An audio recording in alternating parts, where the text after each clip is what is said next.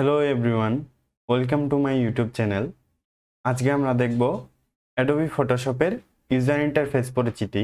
তো চলুন শুরু করা যাক।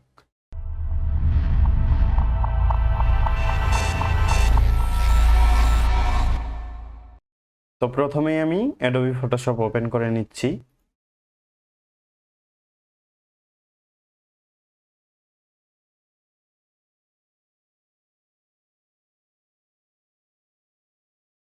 তো এটা হচ্ছে অ্যাডোবি ফটোশপের স্টার্টআপ স্ক্রিন। তারপর এগুলো হচ্ছে আমার রিসেন্ট ওয়ার্ক। এগুলো হচ্ছে আমি এগুলা দিয়ে আগে কাজ করেছি, এগুলো হচ্ছে রিসেন্ট ওয়ার্ক। অ্যান্ড এখানে একটা অপশন আছে, সেটার নাম হচ্ছে ফিল্টার। আমার রিসেন্ট ওয়ার্কগুলো এখান থেকে আমি সার্চ করে বের করতে পারবো। তারপর হচ্ছে ওপেন। আমার কোনো সেভকৃত ফাইল আমি ওপেনের মাধ্যমে ওপেন করতে পারবো। যেমন আমি ওপেনে ক্লিক করি, দেন আমার ফাইল লোকেশন চাবে, দেন আমি ফাইলটা সিলেক্ট করে ওপেন দিলে ওপেন হয়ে যাবে। তারপর হচ্ছে ক্রিয়েট। তো এটা একটু ভালো করে দেখবো আমরা সবাই। প্রথমে আছে রিসেন্ট। রিসেন্ট হচ্ছে আমি আগে যে সাইজগুলো নিয়ে কাজ করেছি সেটাই হচ্ছে রিসেন্ট, এখানে শো করছে। আমি এইগুলো নিয়ে আগে এইগুলো সাইজ নিয়ে আমি আগে কাজ করেছি। তারপরে হচ্ছে সেভড। আমার যদি কোনো সাইজ বা প্রিসেট আকারে সেভ করা থাকে তো এখানে শো করবে। তো আমি সেভ করি নাই, সেজন্য শো করছে না। তারপরে হচ্ছে ফটো। এখানে অ্যাডোবি ফটোশপের ডিফল্ট অনুসারে কিছু ফটোর সাইজ দেওয়া আছে, ল্যান্ডস্কেপ অথবা পোর্ট্রেট এগুলা। তো দরকার পড়লে এখান থেকে ইউজ করতে পারবেন। তারপর হচ্ছে প্রিন্ট। প্রিন্টের কিছু সাইজ দেওয়া আছে, A4 সাইজ, তারপরে A5, এগুলো সাইজ দেওয়া আছে। এখান থেকে ইউজ করতে পারেন অথবা কাস্টমলি মেক করে ইউজ করতে পারেন। তারপর হচ্ছে আর্ট অ্যান্ড ইলাস্ট্রেশন। স্কেচিংয়ের ক্ষেত্রে এখান থেকে সাইজগুলো ব্যবহার করতে পারেন। তারপর হচ্ছে ওয়েব। এই সাইজগুলো দিয়ে বেসিক্যালি ওয়েবসাইটের ল্যান্ডিং পেজ ডিজাইন করা যায়। তারপর হচ্ছে মোবাইল। এই সাইজগুলো দিয়ে মোবাইলের স্ক্রিনশট ডিজাইন অথবা ওয়ালপেপার ডিজাইন এগুলো করতে পারেন। তারপর হচ্ছে পেমেন্ট ভিডিও। এখানে কিছু সাইজ দেওয়া আছে, আপনারা চাইলে এগুলো ইউজ করে ভিডিও এডিটিং করতে পারেন অথবা কাস্টমলি মেক করে ভিডিও এডিটিং করতে পারেন। তো এই হচ্ছে এগুলার কাজ। তো এখন আমরা দেখব কাস্টমলি কিভাবে নিউ ডকুমেন্ট নেওয়া যায় সেটা। প্রথমে হচ্ছে নিউ ডকুমেন্টের নাম। এখানে নিউ ডকুমেন্ট নাম দিতে পারবেন, যে কোনো একটা দিতে পারেন। আমি ডিজাইন দিলাম। তারপর হচ্ছে ওয়েট এবং হাইট। ওয়েট এবং হাইটটা আপনারা কিভাবে নেবেন সেটা এখানে inch, pixels, centimetres, millimetres, point, picas, অনেকগুলো স্কেল দেওয়া আছে, আপনারা যে কোনো একটা নিতে পারেন। তারপর আপনাদের নিজের ইচ্ছা মতন বা ওয়ার্কের উপরে বেসিস করে আপনারা একটা সাইজ দিতে পারেন এখান থেকে, ওয়েট এবং হাইট। তারপর হচ্ছে ওরিয়েন্টেশন। ওরিয়েন্টেশনের এখানে দুইটা অপশন দেওয়া আছে, একটা হচ্ছে পোর্ট্রেট অ্যান্ড আর একটা হচ্ছে ল্যান্ডস্কেপ। পোর্ট্রেট দিলে আমার পেজটা হবে সোজা, যেমন এই যেভাবে দেওয়া আছে একদম সোজা। দেন ল্যান্ডস্কেপ দিলে আমার পেজটা হবে বাঁকা, যেমন এভাবে বাঁকা। তো আশা করি বুঝতে পারছেন এটা। তারপর হচ্ছে রেজুলেশন। স্ক্রিনের ক্ষেত্রে অথবা টিভির ক্ষেত্রে বা মাল্টিমিডিয়ার ক্ষেত্রে আপনারা রেজুলেশন 72 এনাফ। স্ক্রিনের ক্ষেত্রে, মাল্টিমিডিয়ার ক্ষেত্রে রেজুলেশন 72 এনাফ। তারপর হচ্ছে কালার মোড। কালার মোডে bitmap, glow cycle, RGB, CMYK, lab colour.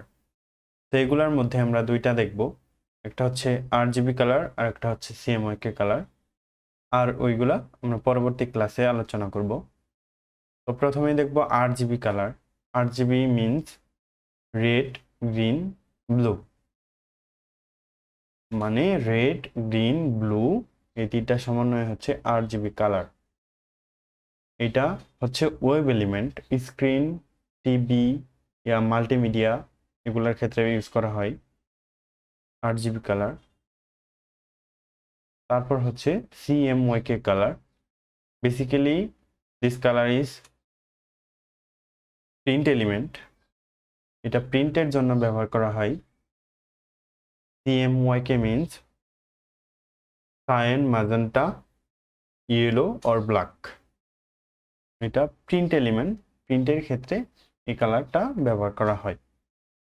তো আমরা RGB দিব, কারণ আমরা ওয়েব এলিমেন্ট ইউজ করব প্রিন্টের ক্ষেত্রে। তারপর হচ্ছে বিট। তো এই বিট, এই বিষয়ে আমরা পরবর্তী ক্লাসে আলোচনা করব। তারপর হচ্ছে ব্যাকগ্রাউন্ড কন্টেন্ট। এটা হচ্ছে আপনি যে নিউ ডকুমেন্টটা নেবেন সেটার কালার কি হবে আপনি এখান থেকে সিলেক্ট করতে পারবেন। যেমন আছে হোয়াইট, ব্ল্যাক অথবা ব্যাকগ্রাউন্ড কালার। ব্যাকগ্রাউন্ড কালারটা হচ্ছে আপনি নিউ ডকুমেন্ট নেওয়ার পরে এখানে দুইটা কালার থাকবে, foreground colour and background colour. সেই ব্যাকগ্রাউন্ড কালারটা কি সেটা আপনি এখান থেকে চুজ করে দিতে পারবেন, দেন ওইটা এখানে ফিক্স হয়ে যাবে।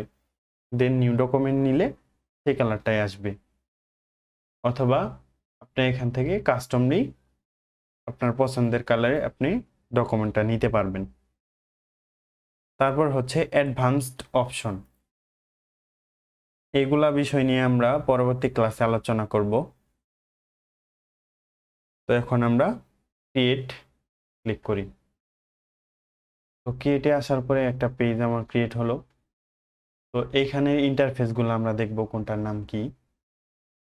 প্রথমেই চলে আসি উপরে, এটা হচ্ছে মেনু বার।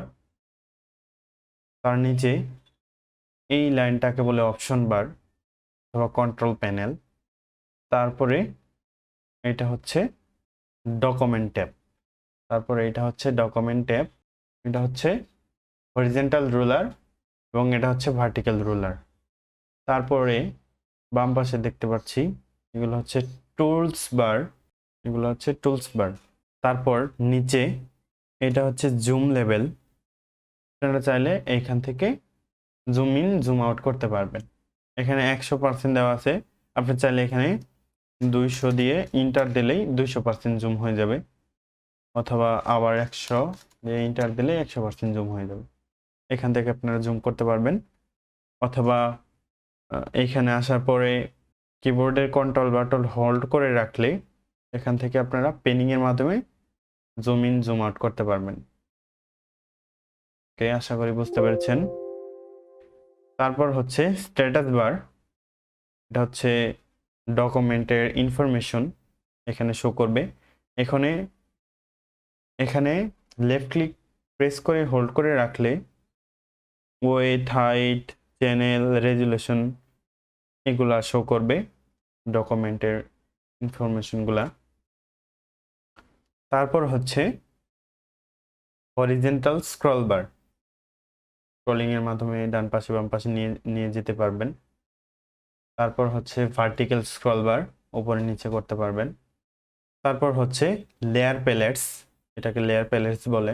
তারপর হচ্ছে ক্যারেক্টার প্যালেটস, কালার প্যালেটস।